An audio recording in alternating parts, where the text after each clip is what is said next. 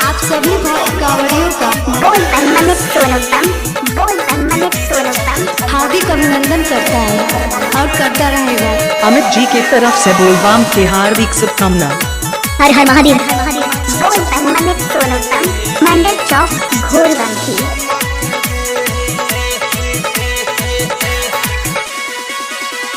DJ जब धमके तब हम नाचे झमके रे।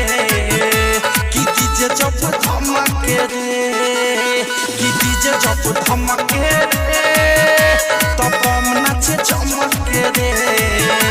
कि डीजे जब धमके रे, बाजे भोला जी के गाना, भोल सभे बाती भाना, बोले ला नारा बोल बमके रे।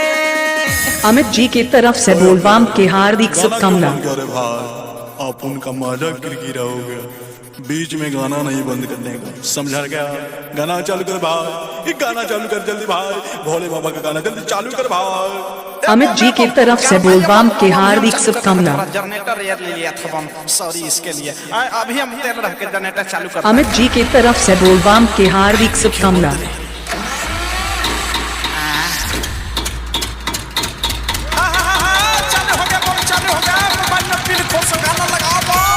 डीजे जब धमके तब हम नाचे झमके रे।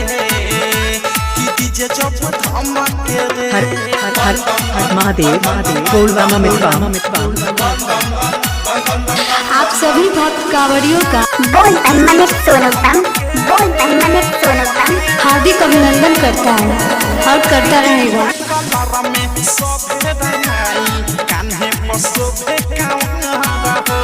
नाचत गावत जस भोला नगरिया, तू जता सगर डरा।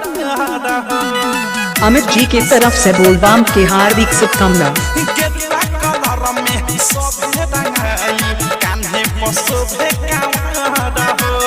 नाचत गावत जस भोला नगरिया, तू जता सगर डरा।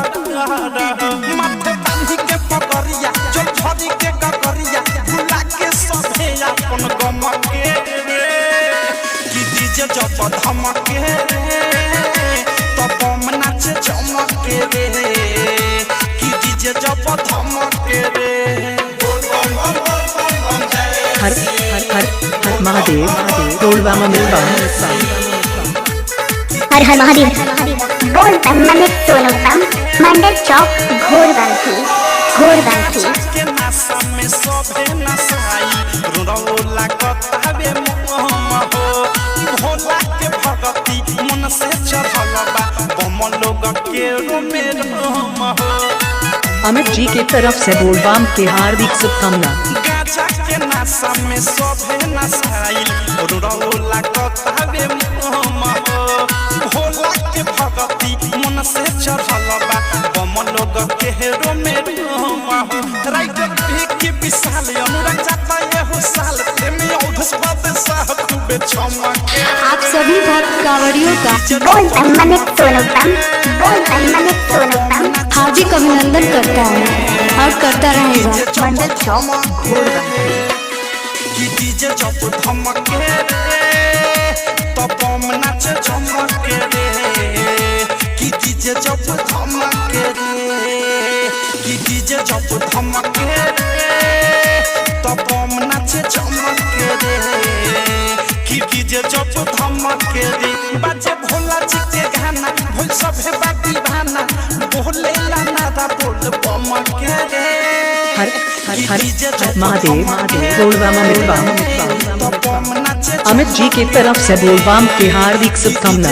मंडल चौक घोरबंशी।